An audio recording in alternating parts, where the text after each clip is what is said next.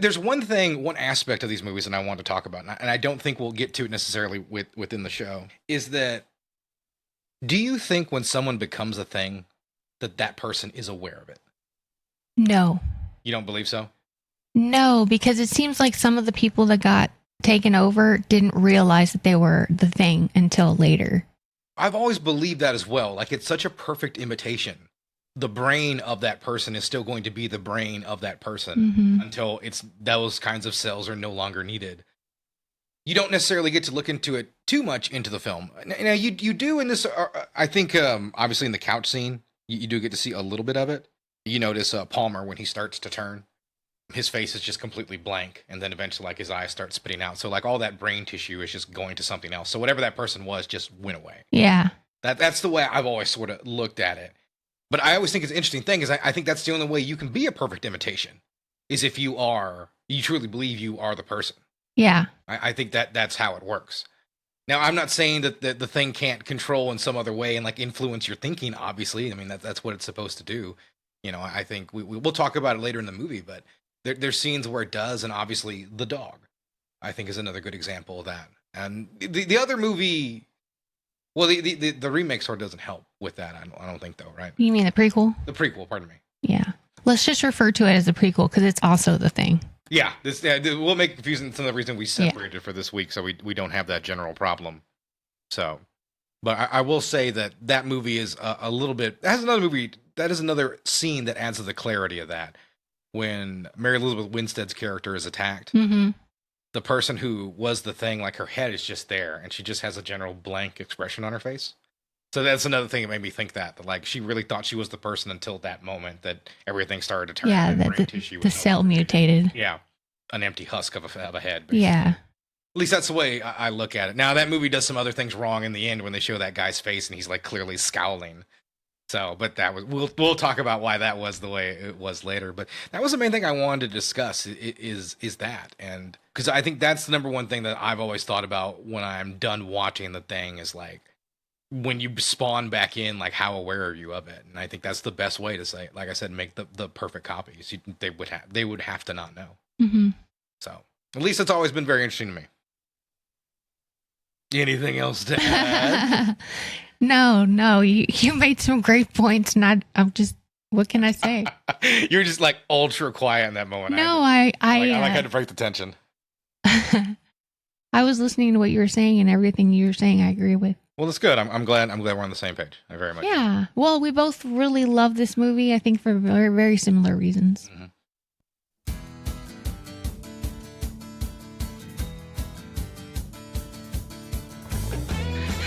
Hello, everybody.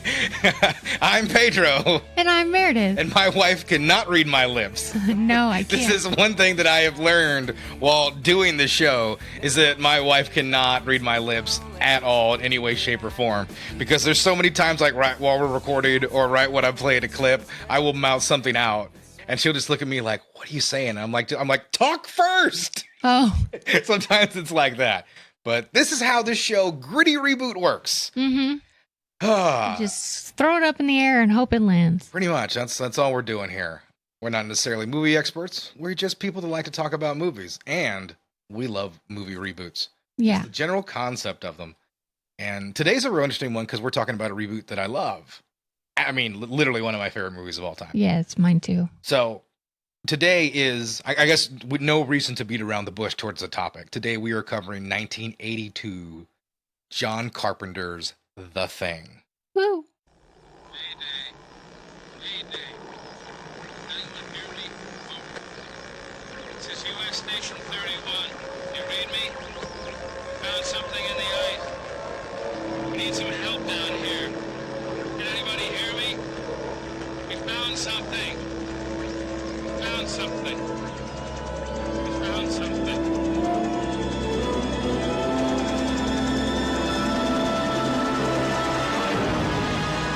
So as always, I want to talk to you about what your first memory of this movie was. With you. Really? Yeah, you're the first person to show me this movie. I was unaware that I was the first person to show you the thing. Yeah. Yeah, I didn't know that. I didn't know that. This was that's pretty cool. That's pretty cool. I'm glad I showed it to you then. Yeah, high school. It's what sealed the deal, apparently. I was introduced to this movie by my dad, and this is one of those movies he he vouched for. It's like, oh no, this is a good one. Like, you know, and once again, I was really young, way too young to be watching a movie like this. Mm-hmm. But like violence like that just wasn't something that really parents thought about in the 80s. You know, I want to reiterate again, like Freddy Krueger was a toy marketed to kids, right? Yeah. You could buy a Freddy Krueger mask and a glove in a Toys R Us or KB toy store, right? Our daughter was in love with Freddy. Jason. Yeah. Get him straight. Don't. I did that again. Don't embarrass me. Oh my God. Podcast people. Jesus Christ. What was I saying? Where am I? This is a show? Yeah. We're doing a show? We're doing a show. So my dad introduced this movie to me. Saw it way too young, and I loved it. I did. I've loved this movie from the very first time I saw it. You know, The Thing gave me nightmares, and I think I've always been distrustful of people, maybe because of John Carpenter's The Thing. That maybe, just maybe, they always have ulterior motives, and they're not really human. No, this movie's just stuck with me for a long time. I had it on VHS. I had the original DVD. I had, actually what we watched, our copy was the HD DVD that I bought. Now, I do not have a functioning HD DVD player, everybody, but I did invest in the technology as it died. I was able to get the Xbox 360 add-on HD DVD player and 18 movies for $22. So I got those, and in that pile is The Searchers, 300, other movies I really love, and this one. So I was able to use that HD DVD player to rip all those movies into my collection. So that's how they exist from now on. But the actual discs are probably got thrown away a long time. Did you just admit to a crime? What crime? Isn't that piracy? To rip my own movies? No. Oh, okay. Yeah, I rip my own movies. Yeah, I bought them legally. I bought them legally at a fire sale. Okay. Yeah, no, Sure. Yeah, you know the trouble I go through. I'm gonna turn you in to back up movies. She's seen me do it, have multiple computers running so I can have. I ain't seen shit. Wow! Immediately you're looking to turn state's evidence on me. Help me. All right. So as always, we got to go with the proper cast list. We got right into the nostalgia first, but we have Thomas Waits as Windows, David Moffat as Gary, John Polis as Fuchs or Fux as I used to think as a kid. Richard Mauser as Clark, Richard Maloney as George Bennings, Charles Hallan as Norris, Richard Dysart as Dr. Copper, Keith David as Childs, and that's not David Keith. I repeat, that is Keith David. David Clinton as Palmer, T.K. Carter as Knowles, A. Wilford Brimley as Blair, and Kurt Russell as R.J. fucking McCready. Yeah, no kidding. So one other name, but as we talk about cast and crew here, I want to talk about Dean Cundy for a minute. Dean Cundy lit this movie and is maybe the greatest cinematographer to ever live. And I only mention that because this movie is in Antarctica with a lot of snow and inside very tight corridors. Yeah. And it's beautiful. It really is a gorgeous looking film about disgusting things. Yeah. And paranoia. And that is all the really due to the power of how well John Carpenter and Dean Cundy worked with each other. Like I said, Dean Cundy he lit a lot of great films. And this is one of them right there, even though this movie, like I said, didn't do the best at the box office. This really is one of the high points of his career. And it should be mentioned, this is almost a movie where every frame is like a painting. Yeah. Yeah, it's a gorgeous movie. It's very engaging. If you love the look of 80s CinemaScope movies, this is one to definitely check out if you've never seen The Thing. Yeah, it's you can see every ounce of gore of this movie. Yeah, and it's not just that. You understand the layout of this facility. The geography. Perfectly. Yeah. You when Kurt Russell's running through it, you know where he is. You know what's happening. You know where people are going. In that respect, those things are very difficult to achieve a lot of the times. And we'll talk about it with the prequel. I'm going to be straight, the prequel. And it's not a remake, it's a prequel. Because, that's something that's real important when you're doing a movie about tension and where the hell people are at. You need to know where that is, so it means something. So I think that's another great element of it. So, all right, are you ready to kick this off? Let's start it off. All right, we start off with a spaceship that's going into Earth's orbit, and then we leave from that scene. Yeah, after that we get the title card, And I did want to mention about the title card. It's an interesting effect. Did you know how they did that? No, I don't. I don't It's have a clue. it's a garbage bag that they just took like a little soldering iron, and they just kind of drew out the thing, and they just pull the garbage bag off, and it creates that really creepy looking effect. That's cool. So it's what they did in this version. I think they used a different kind of plastic in the original film, the thing from another world. But yeah, that's how they did it. Just old school 80s ingenuity. Nice. Yeah, pretty impressive. Yeah, it's very impressive. Mhm. But this movie's full of just practical impressiveness. Yeah, that's very true. We get the same title card in all three movies, which we just discussed. Helicopter is chasing a dog trying to shoot at it. And we have some great, beautiful scenes of the Antarctic, all the snow. You see how vast the land is. Yeah, exactly. Like you get the geography. a wasteland and everything like Yeah. that. It's just ice. There's nothing there until the dog runs close enough to come to the American camp. We get our first shot of my favorite guy ever, Kurt fucking Russell. We get introduced to him. I think it's a pretty cool way to do it. In all honesty, I like the way. I mean, it really is iconic when you get right down to it. Everything from his attire and everything like that. Yeah. And I love him arguing with the chess machine a little bit too. That's one. You know who is the chess machine, by the way? Mm-mm. That's Adrienne Barbeau, the director's wife. Oh, okay. Yeah, she was in The Fog and Swamp Thing. Oh, okay. Yeah. So that's the fact that I have for you. I'm a sore loser too, so I understand it. I would also pour Jim Beam onto my computer if it cheated to beat me. Is that wrong? Or put beans in it, like we saw in that one internet. Yeah, video. beans. All right. So we have the confrontation with the helicopter. Yeah, the dog. He cannot hit this dog, and he looks like a crazy person to everybody in the American camp because he's circling them. He's coming down. He's shooting right at the dog. Tries to blow up the dog. Yeah. He drops a thermite charge, which blows up the helicopter and this pilot. So he's the only one left. He shouts in Norwegian, but nobody over there speaks Norwegian. By the way, a fun fact, if you do happen to speak that language, he actually gives away the entire film. Yeah, that's what she said when we were watching it. Yeah, because I years ago on the commentary track, John Carpenter mentioned that when it got screened over there, that they didn't realize that. So he just says, like, there's an alien in the dog. It's a monster. Don't touch it. It'll infect all of you and copy you. Like, he literally just says. Oh, wow. Yeah, so that audience was you saw in the theaters, you were fucked. Yeah, they were completely ruined if you spoke that language. And it's something he just didn't even consider at the time. It just made sense narratively that's what he would say. He would try to get out the most effective use of his information possible in the shortest amount of time. Yeah, you have to say something unbelievable. But yeah, and then that's what Insight's here. He tries to keep shooting them, and he's eventually taken down by Gary, right? I didn't catch his name. Yeah, Gary, the station commander. Okay. Yeah, the that's older right. guy. Yeah, right. The captain. He gets to finally use his pop gun, as they say later on. Yeah, he takes the shot and he puts him down after I think I forget who he wounds. Is it Bennings? He wounds Bennings. He clips his leg a little bit. Yeah. But that's all that happens. He's put down. He's dead, and obviously this gets everybody incredibly curious about what the fuck happened in the Norwegian camp. Yeah. They let the dog roam around camp. So I want to talk about one thing that I never get to talk about, and that's dog actors. Working a little bit in production, like, the cliche is true. You don't want to work with kids or animals. They slow things down. And John Carpenter loved this dog. Well, I think his name was Jed, and he's uncredited in the film, by the way. He apparently was like the one-take wonder dog. And as you watch like the movie, like the dog has a great sense of like menace, right? Mm-hmm. Like you look at that dog and you feel like its wheels are turning. Like the way it moves and everything like that. Yeah, like it moves in a hallway. It goes from one door, looks in it, and then goes to another door, goes through the door. I mean, he stops. Yeah, like contemplating. Yeah, you never doubt for a second, like, that's not a dog. Yeah. Like it instantly, like that is not a dog. That's the thing. And it's very cool because that's just an animal actor doing that. Something Carpenter was really worried about. He's like, the dog just nailed it. He just got it. And I just wanted to mention it. He really helps sell this thing early on and helps add to this level of paranoia. Because that's a great scene when he goes through the hallway. It really is. And you see the shadow and he goes at it. And we can't really recognize the shadow. It's not till later on, or at least as I would say, it's got to be Palmer.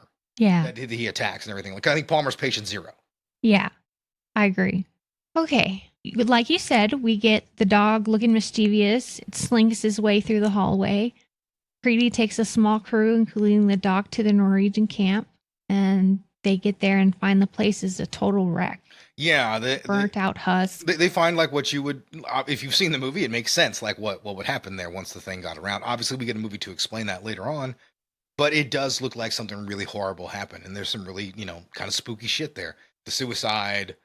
Yeah, you everything have burned. a guy who killed himself cutting both wrist and his own neck. Yeah. Like he almost severed his own neck. Yeah. He wanted to die as quick as he could before it got to him. Yeah. And that lets you know something truly, truly horrible was happening. Yeah. He never wanted to lose his humanity. And I think that's a real interesting element of that death that gets overlooked. And something that's really horrifying if you really think about it. And of course, then they move through and they find the block of ice with something clawed its way out of, or exploded out. Yeah. Its way out, as we later find out. They find the pile of man creature basically with kerosene all around it. Yeah. So it's like, what is that? It's Exactly. a mass of tissue and blood and gore. Mm-hmm. Ugh. Exactly. The samples brought back for them to figure out what the hell this thing is or what it was trying to be. Well, they take the blob of mass of human whatever. Yeah. And they take it back to camp, and the dog watches them come back to camp. Yeah, he's watching, he's standing on a table looking out the window, and he's like, okay, the humans know that there's something else out there. Mm-hmm. So he's like, I need to be careful. They're going to start being suspicious. They notice that the mass has a normal set of organs. Yeah, and that's the thing about it. Like, whatever it was human or wanted to be. Yeah. They're dissecting it. It's pretty gross. A lot of gross sound. A lot of, That kind of stuff. a lot of good sound work in this movie. Also, effortless characterization. Yeah, I think so. Mm-hmm. Yeah, because, this movie's not necessarily about who these people are, but it's giving you enough about these people in these little moments that we know who they are and a little bit of what they're about. Yes, it does dip into some cliche, but the movie is not about who everyone is. The movie's about what paranoia does to people. Yeah. Yeah, it's about the darkness in us when we're scared. When like I said, the biggest aspect of this movie is that, like, all these tough guys, they're prey. And this movie and Predator do that very well, where they sort of turn like a bunch of tough guys all into final girls, basically, kind of like they're all in this situation where they have to fight for their lives against something that they can't take on. Their strength doesn't mean anything anymore. And I think that's an interesting element of the movie. So they're doing that autopsy. Yeah, they finish that autopsy, and then we get a scene where Clark, I believe it is, who's the dog man. Yeah. I haven't written his dog man in my notes. Dog man. He takes the strange dog back to the kennel. Yeah, because the dog has literally just been walking around aimlessly the camp all day. Yeah. Been able to do anything it wants. So that adds another layer to it. The dog could have done anything. And it's been with Clark. Yeah. Alone. Yeah, so he takes it back over there and he locks it in the kennel. And almost immediately, the dog is uneasy. And it's more great acting again. Like, the dog is very cautiously entering. Because the dog is somewhat aware, okay, the humans can't smell or sense that I'm different. But these things, I don't know if I can fool them just as easily. And the thing can't. The dogs catch on pretty quickly that it's not another dog. Yeah. They have a much stronger sense of Probably smell of some sort. Yeah, it probably just doesn't smell quite right. And so almost immediately after Clark leaves, or the dog man, if you will, and Clark loves the dog. Yeah, he does. Like I said, we don't get a ton of character moments. We just get quick visual things in this movie. And we always see that he loves these dogs. They're more important to him than anybody else in the damn mission or in the facility. Small bits of characterization. Yeah, just like that. So when he heads back, he gets out of there, then everything really starts to turn into this glorious, gory mess, right? Yeah, the thing has these tentacles, and it starts wrapping the tentacles around the dogs and squirting them with this goo. Yeah. And it's making them turn. Yeah, and this catches being absorbed. Yeah, this catches the attention of everybody. I think Clark's the one to head back there and just kind of call out because he doesn't know what to make of what's going on. This is pure insanity. Yeah. A couple of dogs escaped. Yeah. We do know that because Dog Man goes back to the kennel and sees this whole craziness and opens the door and yeah, a couple of the dogs just knock him over before he's able to look in there and see what the thing is starting to transform. A little bit of the dog is left, but other parts of whatever the thing had met before are poking out at this moment in time. The whole time I'm like, don't open that door. Yeah, shut the door. Don't open the door. Shut the door. Just leave them. I don't know what the hell's in there. It's weird and pissed off, whatever it is. Bennings, go get Childs. What is this? What's going on? Hey, Palmer, what is it? I don't know. Wait, Childs. Mac wants the flamethrower. Mac wants the what? That's what he said. Now move. Damn it.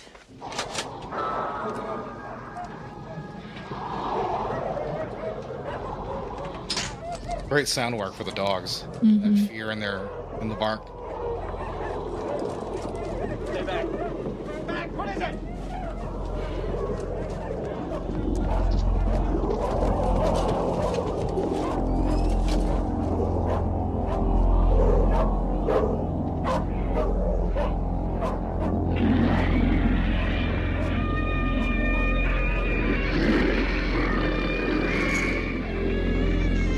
And that's the stuff of nightmares. Yeah. True massive flesh and that sound, that awful fucking sound. That's a pig or something. Yeah. It's slowly absorbing. There's a half-absorbed dog before McCready starts shooting.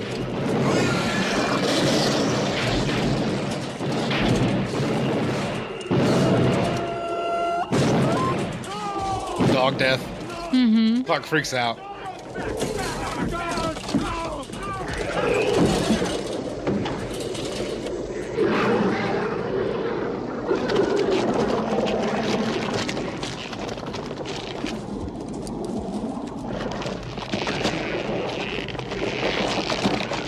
Stretching up, this alien hands coming up to the ceiling, pulling it up.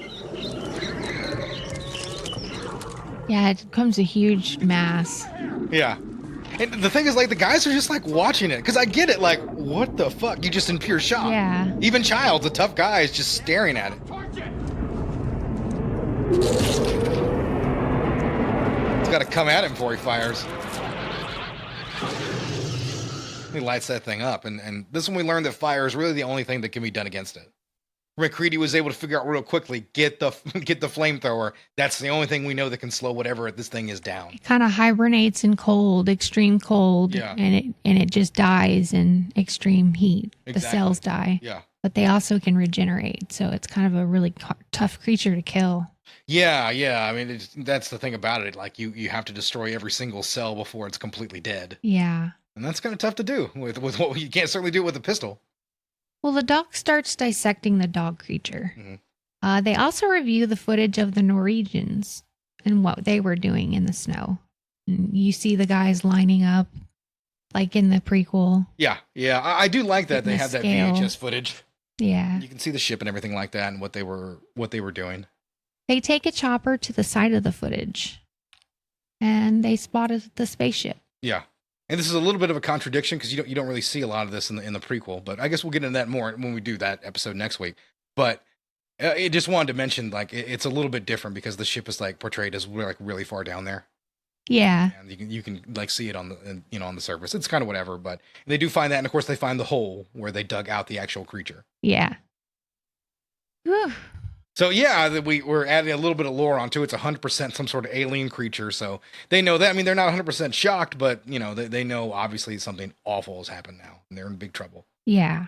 And they obviously can't let it leave either. They have to kill it. Yeah. At least McCready comes to that realization pretty early in the movie. Yeah, that this isn't something that can work, and we see Wilford Brimley's character Blair come to this as well after he does the autopsy, right? Yeah.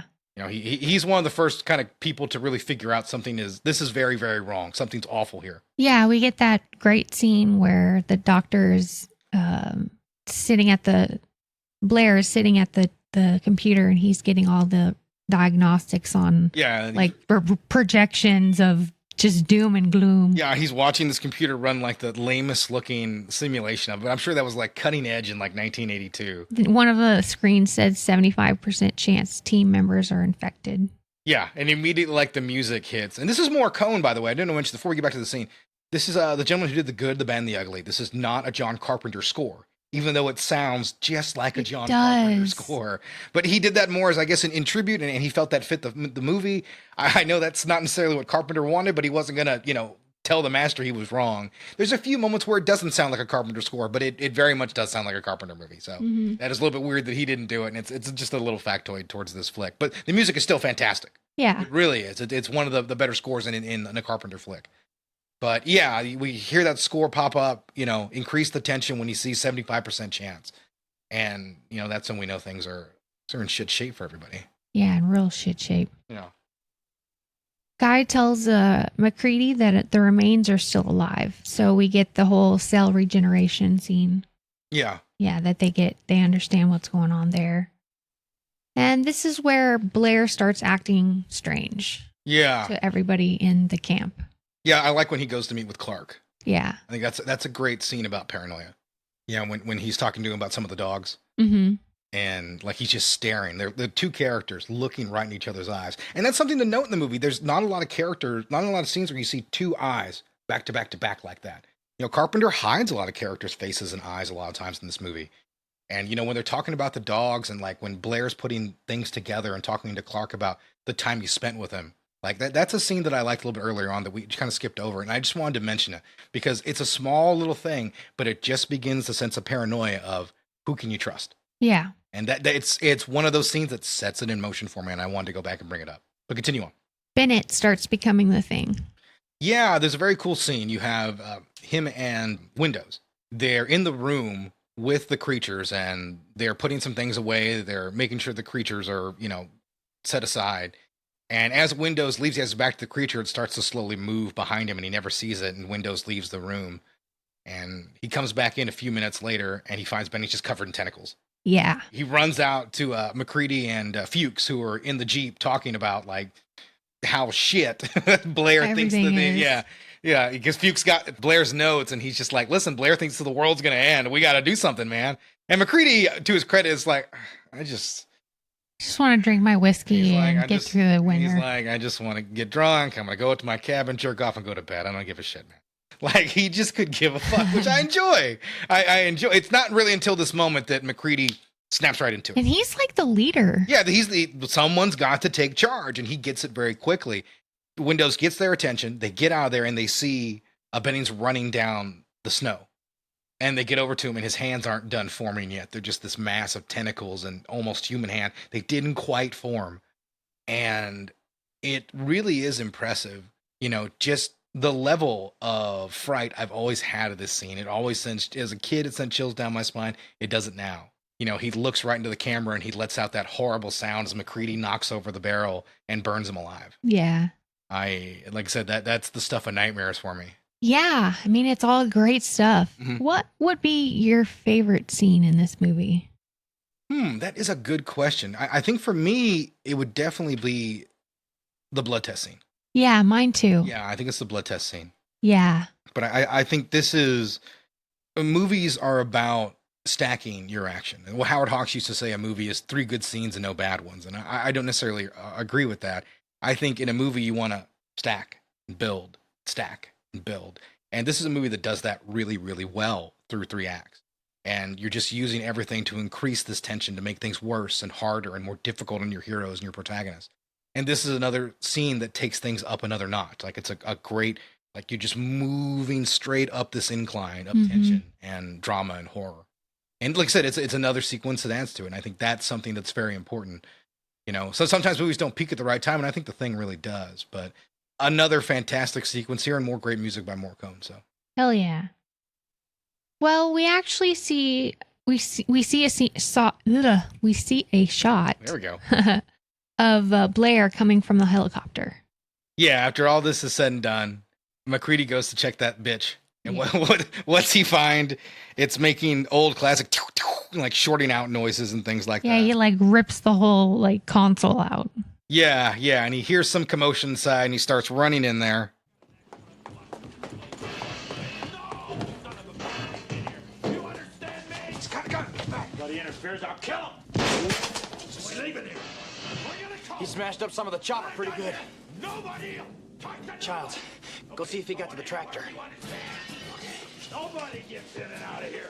Nobody.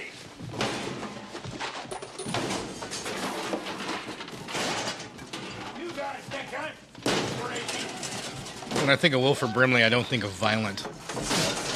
But he's really good in this scene. Yeah, he's crazy. You're some of you do. Christ. He got most of the chopper and the tractor. And he's killed the rest of the dogs.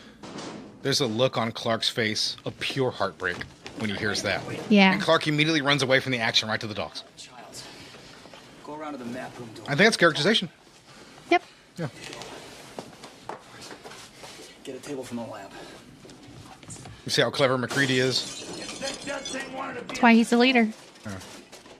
No dog's making 1,000 miles to the coast. You don't understand. That thing wanted to be on. I love that. That's it right there. Gets out. Like, he's crazy, but perfectly sane. Oh, yeah. He knows what's up. Yeah. That's what happens to a sane person when he realizes what kind of shit that he's in the situation, right? I'll kill you. Just shoots a child. He's like, you don't want to kill me, right? Boom, shit! And then later on, Childs has a gun pointed at him and backs down because he's like, nah, I've been shot at once today. I'm okay. Yeah. McCready's able to go in there and subdue him. Poor Punches him a Windows. couple times. Yeah, poor Windows gets his ass kicked just trying to do his job. I feel so bad for Windows in this movie, man. He saw some terrible shit. And he's actually just trying to be a good dude. Yeah. Sometimes our movies shit on nice people. And he has one of the worst deaths. Yeah, it really does. But no, that's one of the things I want to talk about in the scene is like a lot of people talk about when is someone the thing, when aren't they the thing? And that is interesting talk. Like I said, he's obviously not the thing right here because Not that's yet. not what it wants. It would want communication in the outside world. He's perfectly sane and he realizes what he has to do. He's like, the dogs have to be killed. No one can ever leave here. I have to destroy the radio and I have to blow up the facility. Yeah. Like he understands, like if this gets out of this into a civilized area, the world is over. It's going to be everything. So, I mean, I really love his actions. I do, and they have to subdue him and they end up throwing him in the cabin outside all by himself. Yeah. And then this is when they kind of think they need to divulge a test of some sort. Yeah. But I do want to mention one thing before we leave that. When we leave the scene, adds to the paranoia.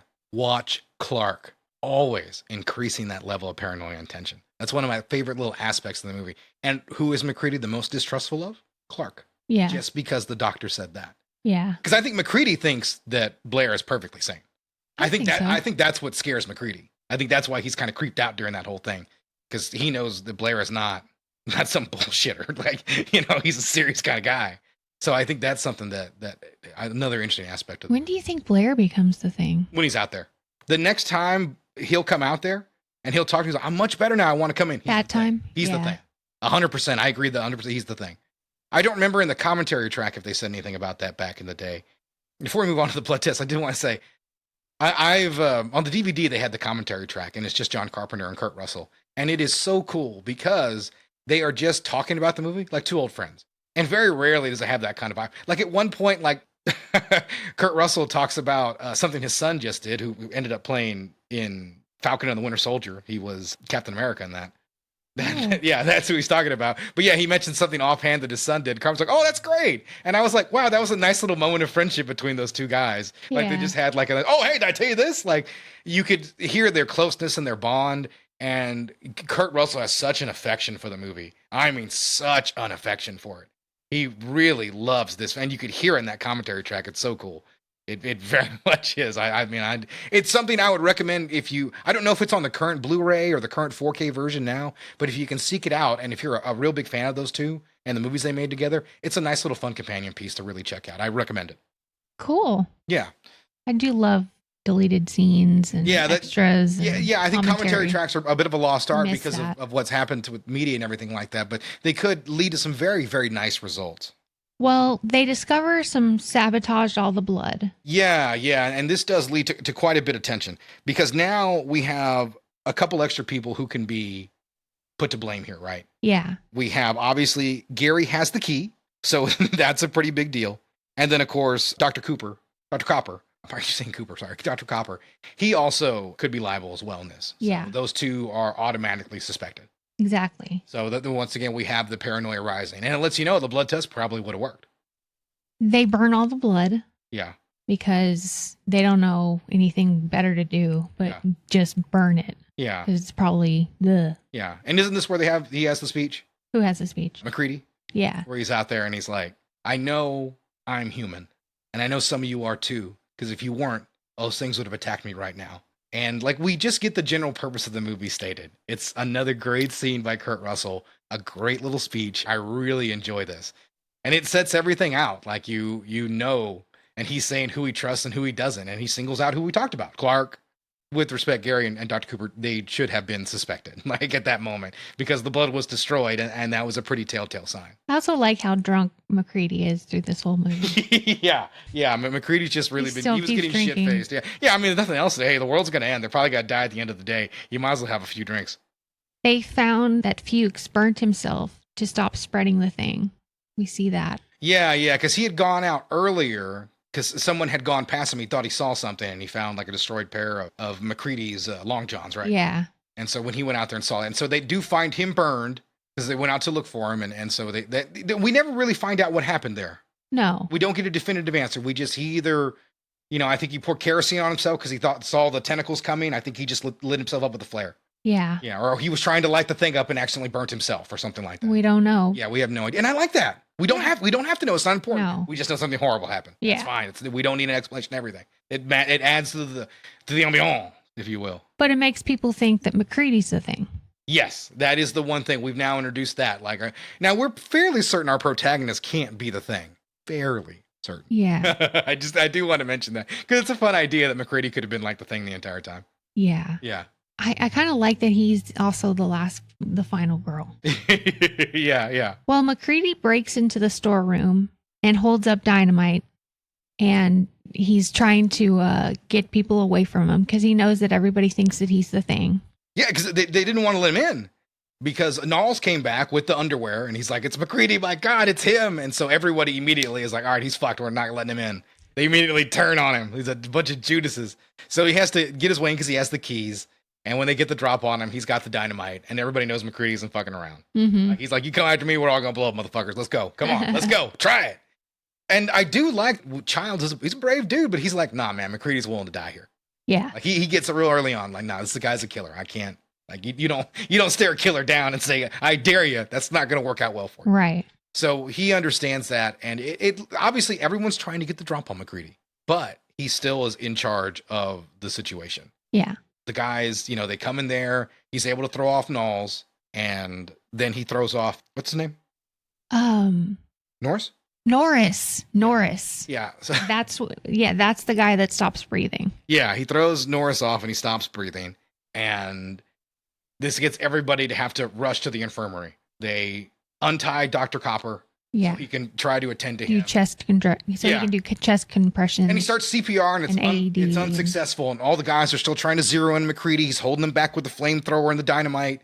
The tension's increasing. Is he going to survive? He hits him with the defibrillator once. You see a little spark come down. It's ineffective. And then he goes to do it a second time. And it's just a pure fucking horror show. Yeah, it's just a giant mouth with teeth. Yeah. It chops his arms off right then and there. He dies. We don't see him again. And it's one of the things I like about this scene is the second it turns our focus, the thing is the main character. Yeah. We see everything from his perspective at this moment. Its perspective. Because we just see McCready kind of fumbling around. Everybody else scared shitless, which is fair, by the way. It's a truly shocking sight. Like I said, he goes down. The thing, the head of Norris starts to fall off and form into a different creature. He splits apart and it goes up to the ceiling with a demonic version of his head just sort of on a tentacle just above everybody, sort of teasing them. Yeah. Taunting them, if you will. Screaming. Making that horrible noise. Yeah, it's slashing the tentacles and stuff at them until McCready's able to get in there and just light him up with the flamethrower. Yeah. And he burns him to a crisp, and the guys come in to put it out. He's like, no, wait, let it burn. Because McCready knows already. And he does. They let it burn for like 5 or 6 extra seconds before they start putting it out. Yeah. Makes you think, man, they're lucky that they had all those fire extinguishers. Yeah, right? Yeah, because fire kind of spreads. I kept thinking that all the time. So he's dealt with, but the head is still on the ground. Yes. And there's a great little sequence where like the tongue is slashing around. It tries to grab onto something and is slowly bringing itself away. It's a really well done effect. Looks good today. We actually got a chance to watch it with my mother-in-law, your mom. Yeah. And it was her first time to see it, or if not, she hadn't seen it in a very long time. Yeah. And she was kind of impressed by the effect. It still holds up pretty well today, honestly. Norris's head looks really good. Yeah. Then the legs pop out of it, it goes away. And then I love their reaction. You gotta be fucking kidding me. Mm-hmm. Because it's such a moment of levity in this awful moment. And then McCready just burns the head and lets it burn.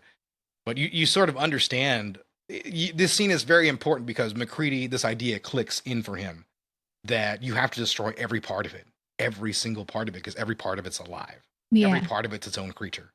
And this is what spurs on probably like his most brilliant idea, because this leads us directly to the blood test scene. Well, we also get a scene where McCready kills Clark. Clark does try to rush him with the scalpel. Yeah. And he shoots him right between the eyes. Yes, which in the whole with everybody and how they end up in this movie, I guess is a Which, by the way, at that moment I was like, well, I guess Clark's not courtesy. the thing, because that wouldn't have done anything. Mm-hmm. He was the thing. He just would have immediately turned. Now we know. Yeah, looking back on it, that's what you think. But then you wouldn't realize it. And by the way, that's the only time you see the aftermath. Dr. Cooper's just dead. You don't get a shot of him on the ground, convulsing or anything. Like, he's just dead. Yeah. So severe blood loss. Yeah, they cover him with the sheet, and that's the last time we see those characters. And so at this point, we do begin the blood test. He begins to explain how the whole thing is going to work. We're gonna draw a little bit of everybody's blood. We're gonna find out who's the thing. Watching Norris in there gave me the idea that maybe every part of him was a whole. Every little piece was an individual animal. The built-in desire to protect its own life. You see, when a man bleeds, it's just tissue. The blood from one of you things won't obey when it's attacked. It'll try and survive. Crawl away from a hot needle, say. And Clark was human, huh? Which makes you a murderer, don't it? So he did the first couple tests already. Didn't get anything, and then Clark wasn't one. Even though Childs is wrong, that wouldn't make him a murderer. Clark rushed him. This is pure nonsense. Doesn't prove a thing. I thought you'd feel that way, Gary. You were the only one that could have got to that blood. We'll do you last. I love that too, because the character you're thinking about the least ends up being the thing. Yeah. You don't think the So stoner is going to end surprising. up being him. And he's completely blank and beginning to convulse and now shifting over to it. And I love Childs and Gary are freaking the fuck out. Yeah, they're tied to him. Yeah. Gary has no composure at all. He's just screaming like a woman. Going crazy. The flamethrower will not work. McCready's ineffective here, and Windows is just staring. Yeah. And he's got a flamethrower too. Yeah. And Windows is not.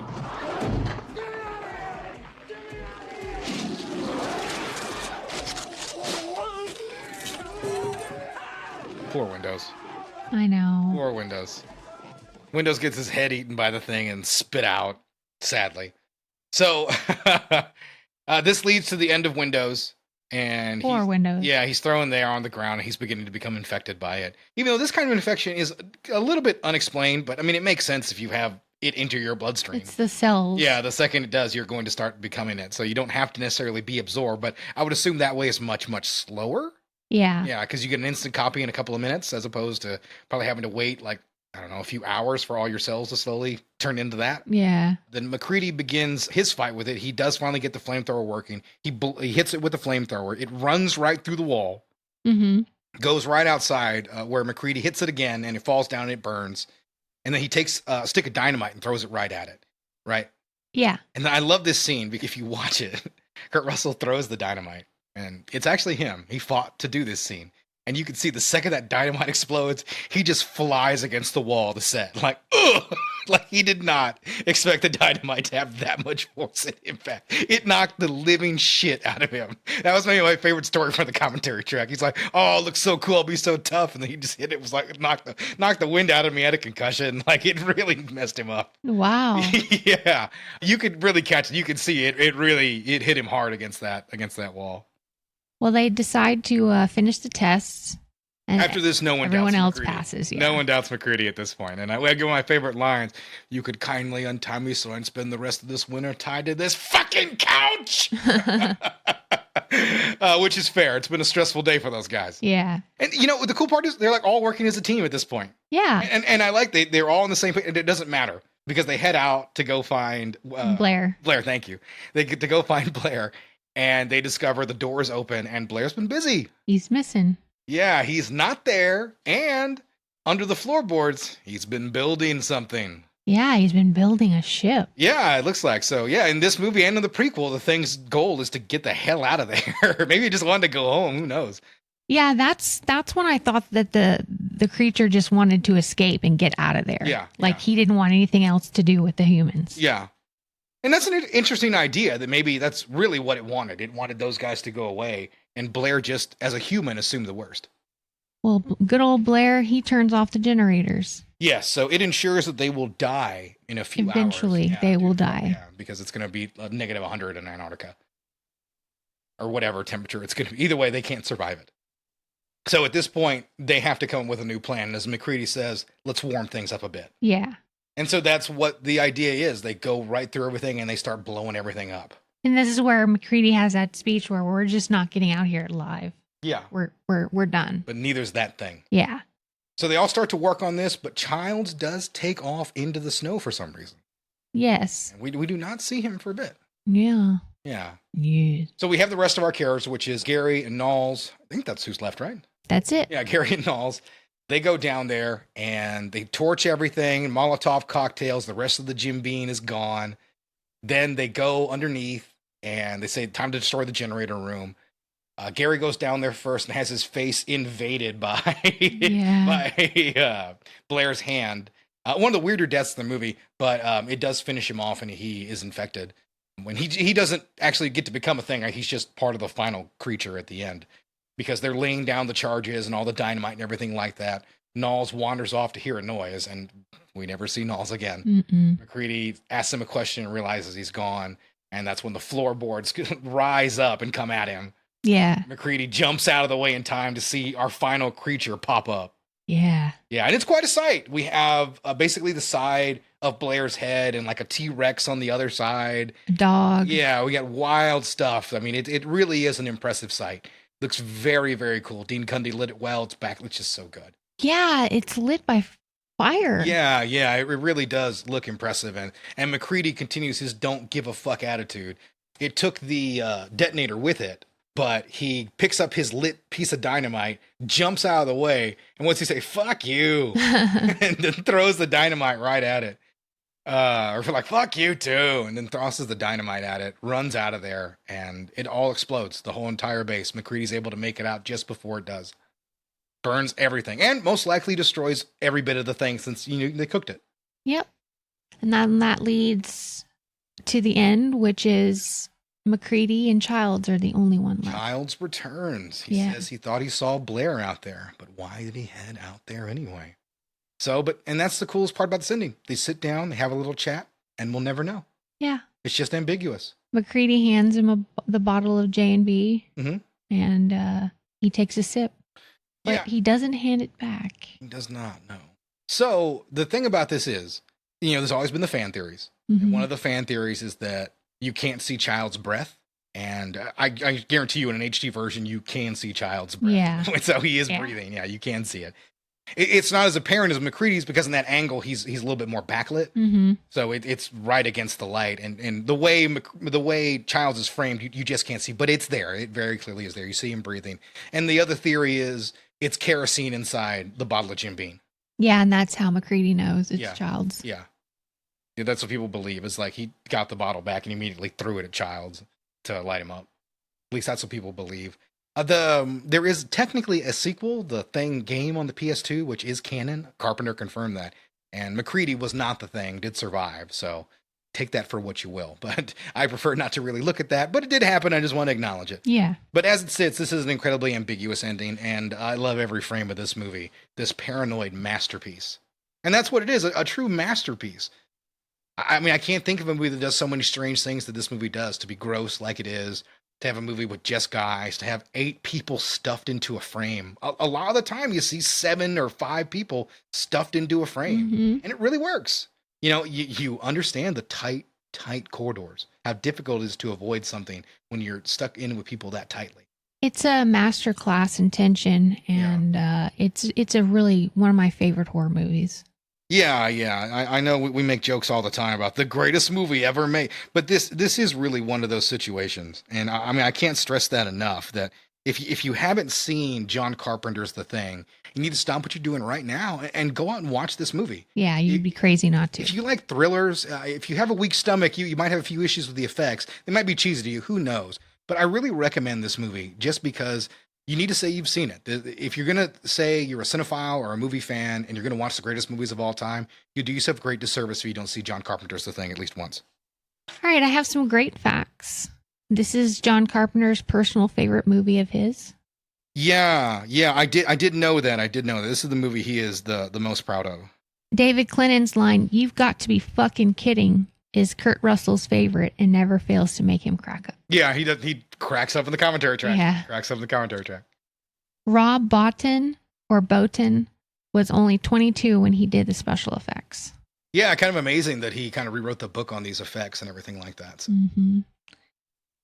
The poster artist, Drew Struzan, created the poster for the movie overnight without having even seen any publicity photos. It's perfect. Yeah. It's perfect. And so weird. Yeah. He understood the concept of the movie and you get it in one image.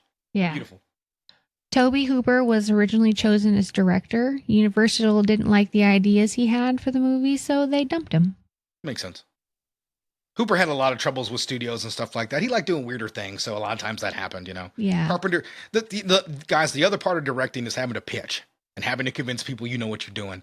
And like Hooper struggled with that, which was a shame because he could be a very talented director. And Carpenter was a little bit better at that. Yeah. Able to convince people that he knew what he was doing. But Carpenter was a better director, in my opinion. When Carpenter was brought on board, he brought with him Bill Lancaster, who was a novice screenwriter, having only written 2 movies, The Bad News Bears and Bad News Bears Go to Japan. One of Lancaster's best ideas was MacReady's blood test sequence. Carpenter loved it. Clearly, yeah, that was a really clever idea. Really, really clever idea with the bad guy that they built. Mm-hmm. And it's a great scene. It's beautiful, and you've seen it copied quite a bit. The facility knocks off that scene really hard in that movie with the crack cocaine test. It's very similar. Universal gave Carpenter a $10 million budget with just $200,000 of that allotted for creature effects. However, storyboarding grew so extensive that they were forced to increase to $15 million. Universal also agreed that the makeup department was quite large, so they increased the effects budget to $750,000. Well, Universal eventually spent $1.5 million on special effects. It shows. I mean, it's an effects movie and it looks great. Yeah, it's a shame that the prequel didn't do that. Yeah. They wanted to go the same way, but they weren't given the opportunity, sadly. The Thing opens with a destroyed and burnt-out Norwegian base. To save money, Carpenter and his team decided to film this sequence after destroying the main American base. They blew up the base for the film's climactic sequence. Once it was all blown and destroyed, they simply filmed inside it, burnt out skeletal remains, and used that for the opening sequence. Nice. Mm-hmm. It was a good idea. Great way to save some cash. Yeah. Well, that's what you had to do. $15 million sounds like a lot, but it's not really. Multiple endings were filmed and edited. Many people, including the film's editor and Universal executives, hated the movie's ambiguous and nihilistic ending. In one filmed but unused ending, MacReady is rescued and given a positive blood test, proving he was a human. In another slightly reworked ending, Childs was omitted completely. They went with the ambiguous ending, which did not sit well with test audiences or the general public. I think this one would be so weird if it had a happy ending on it. Mm-hmm. Like if MacReady got away. I think Carpenter probably ultimately thought the same thing. Yeah. Like it doesn't really work that way. It's a nihilistic film. That's what these guys were. They were sacrificing everything to save everyone else, and that's a really heroic thing. These aren't heroic men. That's not who they are. But they knew what it meant. Mm-hmm. Sometimes you got to step up. Sometimes it goes down that way. Part of what makes the thing so great was the different ways that the creature presents itself. This was largely the decision of makeup designer Rob Bottin, as Carpenter originally wanted one single unchanged monster. Yeah. I'm glad they went that way. Mm-hmm. Yeah, I'm glad they went that way.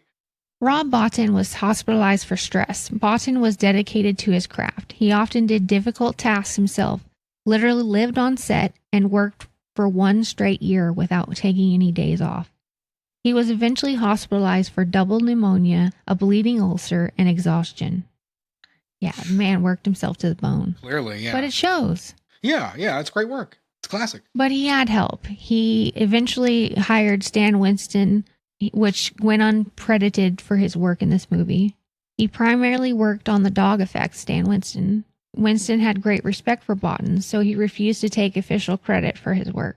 Oh, that's nice. Yeah. Yeah. And that's all the great facts that I have for Help a this brother out. I like that. movie. So let's talk about the reception of the thing. Okay. This movie cost about $15 million, like you said, and it made $19.5 million at the box office, which is a horrible failure. This movie opened up a couple weeks after E.T., which was lighting the box office on fire. And, you could argue America wasn't necessarily in the mood for evil aliens and everything like that after that sort of phenomena. So sometimes you just get a little bad luck. But critics were not kind to the movie, to say the least. And I think that is one of the things that really intrigues me about the movie, is that its reputation completely changed over time. And that doesn't always happen to movies. This movie went from being critically reviled at the time to a genre classic, to, like I said, one of the greatest movies ever made. And, Carpenter was vindicated, but that took 10, 15 years to really happen. It took VHS, re-airings on cable for people to reevaluate. Word of mouth, literally. Yeah, that's the way it happened back in the day. People just talked to each other like, oh, man, you see this movie, The Thing, it's awesome. And that's what it was. People just saw it on cable and went, dude, this movie's good. And, I should have seen this earlier. And that's just how it was. And it stayed on cable forever for that reason. People loved it. Mm-hmm. Sometimes that's how it went back in the day. It's very different now. Movies that flop don't get their chance really anywhere. They go to streaming and maybe they get discovered again. Maybe they catch a little steam. Maybe they don't. But this was a little bit more of a popular thing to happen then. Another movie where that happened was like Austin Powers. Mm-hmm. A very mild, moderate success at the box office. It goes to video and it became like the #1 movie in America. Yeah. Like, I remember I saw Austin Powers in the theater, thought it was a cool little flick. And then like 4 months later, everyone at school was like, do I make you horny, baby? Like, what? Why? Why is everybody talking about Austin Powers? I was so confused. And then to find out, like, it just became like #1 on the rental charts for like, I think months. Even my parents love that movie. Yeah. And they commissioned a sequel immediately. I think it's the only movie to make more on the opening weekend in the sequel than the original film made in its entire run. We went camping one time as a family. Yeah. And we drove through a town that had a movie theater with it playing. And we literally went away from our campsite to go see a movie. Wow. Go see Austin Powers sequel. They were very, very popular. It was a big movie. Yeah. Came out in 1999, same year as episode 1 did, because their original teaser trailer was a parody of the episode 1 trailer, which worked out really well since episode 1 didn't turn out so well, even though time turned. You know what? That's another one to mention as well. Time turned on those movies, Mm-hmm. the prequels. Now, we disagree. Over time, people have begun to recognize the fun and actually, I don't know. I think the prequels suck. Yeah, the prequels suck. The prequels really suck, and people love them, and it's nostalgia, and they're fools. Yeah. Yeah, it's nostalgia, and they're fools. There's some nice moments here and there, but they're ultimately silly, pointless little movies. But either way. So this is what John Carpenter had to say about his critical reception. I take every failure hard. The one I took the hardest was The Thing. My career would have been different if that had been a big hit. The movie was hated, even by science fiction fans. They thought that I had betrayed some kind of trust, and the piling on was insane. Even the original movie's director, Christian Nyby, was dissing me. And he did. He had horrible things to say about John Carpenter's version of the film. Jeez. He really, really did. Obviously, we talk about Roger Ebert a lot, but take a look at some other critics at the time. Vincent Canby for the New York Times called the film a foolish, depressing, overproduced movie that mixes horror with science fiction to make something that is fun as neither one thing or the other. Sometimes it looks as if it was aspired to be the quintessential moron movie of the 80s. Time magazine's Richard Schnikel wrote, designer Rob Bottin's work is novel and unforgettable, but since it exists in a near vacuum emotionally, it becomes too domineering dramatically and something of an exercise in abstract art. Gary Arnold called the film a wretched excess. Jay Scott, in his review, said, a hell of an antidote to E.T., So, reviews, even positive ones, weren't necessarily great. Mm-hmm. And you know, that this, like I said, it really affected Carpenter. You know, things could have gone a lot differently if it was. And, you know, I just wanted to drive home the point that, like, you know, critics can get it wrong. Yeah. They certainly can. Any movie over time can have its opinion reevaluated or changed. And I'm glad this movie had the opportunity. A lot of movies don't get that chance. Yeah, it lives on, and it will live on because Yeah. it holds up. Yeah, there'll probably be another remake at some point. Yeah, probably. Yeah, and we'll cover that too. Hell yeah, we will. So what do you got for us? You got some reviews? I do. All right. So The Thing, 1982, got a 4.7 user review, 84% on Rotten Tomatoes, and an 8.2 IMDb. And then I had a hard time. I really had a hard time finding a 1-star review to kind of as the antithesis of this movie. Yeah, that sort of lets you know how. But when I first opened the page, it was like 10, 10, 10, 10, 10, 10, 10, 10, 10. It's the first time that's happened. So I found a 3-star review, and it's a really good one. There is a good reason why the 1951 The Thing is a classic. Howard Hawks' influence is obvious, and it packs the excitement, bravado, and camaraderie that he brought to his westerns. It introduces us to a variety of characters that are amiable and sympathetic, and balances that with a conflict that erupts between the scientists and military in dealing with the alien threat that confronts them. Looking for anything of similar depth or entertainment value in John Carpenter's Woe Begone remake is pointless because it simply does not exist. This film adheres a bit more closely to the source novella by John W. Gamble Jr. Carpenter version adopts an invasion of the body snatchers mentality, wherein a creature infects others and takes on their appearances to move about at will. It is an interesting concept, but it becomes apparent that the sole interest Carpenter has in crafting progressively gorier and grotesque effects to gross out the viewer. The film keeps the same setting in Antarctica and opens with some Norwegians attempting to kill a sled dog. The chase intersects with a group of Americans at a neighboring research facility who think the Norwegians are crazy. When the dog is sheltered in the American facility, it is revealed to be the thing of the title. The remainder of the film is basically a guessing game as to who is really human and who has become the simulation of the thing. The storyline sounds infinitely more exciting than it actually plays out. Carpenter has little to no interest in the characters populating his thriller. There are no women at the base, and the men are little to no discernible personalities.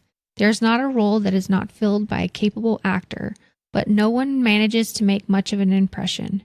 Even lead Kurt Russell, doing another one of his lamentable John Wayne imitations, just blends into the bland background of bottled testosterone.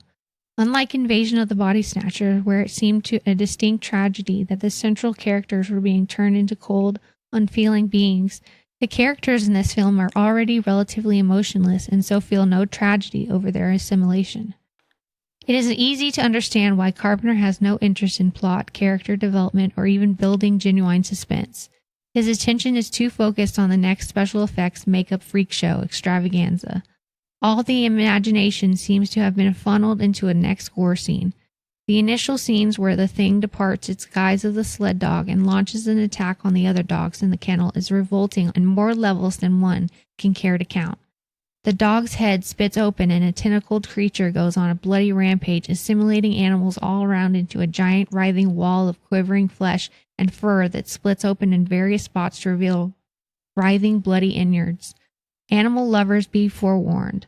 Full disclosure, when I initially attempted to watch the film, and being a fan of the 1951 original, I actually walked out of the theater shortly after this sequence.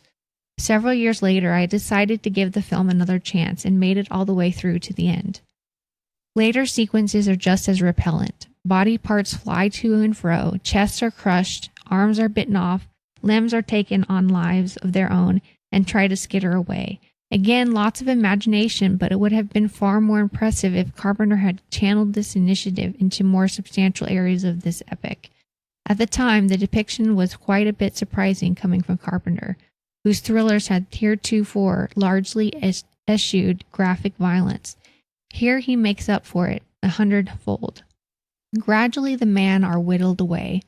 Unfortunately, no one cares. There's no sense of urgency or concern for any of these people. They are unknowable ciphers and easily interchangeable. We truly cannot tell who the thing has infected less because of its diabolical nature then because of the men are all written and played as colorless cookie-cutter tough guys from the average grade C action film. Carpenter seems to have no idea how people would genuinely act in such a tense situation, and there is no camaraderie amongst the men at all. None of them seem to be friends or work well together. They are all a gaggle of lone wolf Marlboro men, braving the great unknown. Despite being isolated together and living in close quarters for months, none of them seem to know even the most minor of things about each other. The vague, ambiguous ending with two of the characters resting amongst the carnage, sharing a drink and trying to ascertain if the other one is human or the thing is exceptionally vacuous. For one thing, knowing that the thing propagates itself through bloody fluids, why in the world would the two men chance sharing a drink from the same bottle? Then again, do we really care about either of these guys? The answer would be a resounding no. Interestingly, the film was developed a cult following, and fanatics talk about it like it's some sort of classic. Unfortunately, nothing could have been further from the truth. At the time of the release, the film was a major box office disappointment, and the majority of the critical reviews were scathing. In fact, the only people who really seem to consider this some lost classic are gore hounds who think bloodletting should trump storytelling. Oof. He was not a fan. Dude, that was well written to say that he really didn't like this movie. He argued his points, and I think fairly well. I don't agree, but I mean, he argued his points pretty well, and he took the time to take a shit on everybody that does like the movie that reevaluated it. Yeah, why So not? the same way that we do with like the prequels. Like, Yeah. everybody that reevaluate then goes, "You're a stupid fucking idiot." You know? But that's okay. You know, he at least laid his point out pretty well. A lot of these reviews, sometimes I'm just like, we have to list a little bit more about, like, I just didn't like it. Mhm. I think he did a nice job listing out what his complaints were and what didn't work for him. Sadly, it didn't, but it didn't work for him. Yeah.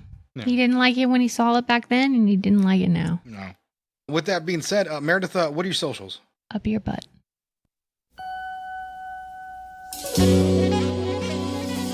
Oh, yes, of course. One Mr. Roger Ebert was indeed alive in 1982.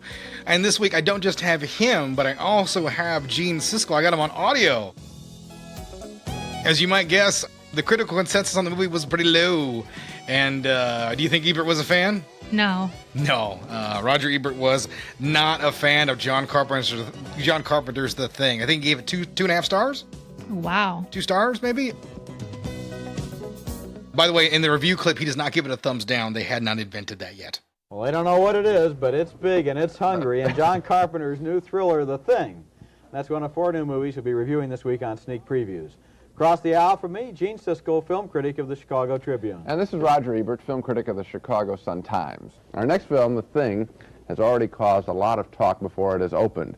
About 2 weeks ago, something very unusual happened to me. I began getting postcards at my newspaper office from readers telling me that John Carpenter's new movie, I guess they'd seen it in a preview, was one of the most disgusting films ever made. Well, those postcard writers certainly were right about one thing. The movie The Thing does contain a lot of repellent special effects, telling the story of a creature that is discovered in the Antarctic by a team of American scientists. Here, the scientists expect the damage that the mysterious thing did at another scientific installation.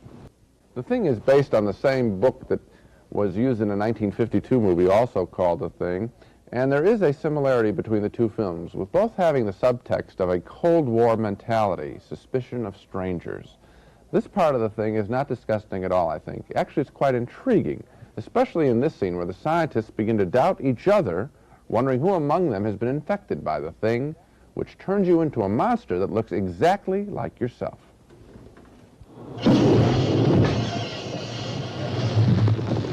I know I'm human. And if you were all these things, then you'd just attack me right now. So some of you are still human. This thing doesn't want to show itself. It wants to hide inside an imitation. It'll fight if it has to. But it's vulnerable out in the open. If it takes us over, then it has no more enemies. Nobody left to kill it. And then it's won. There's a storm hitting us in 6 hours. We're gonna find out who's who. All right, Doc, Gary, and Clark, move over there away from the others.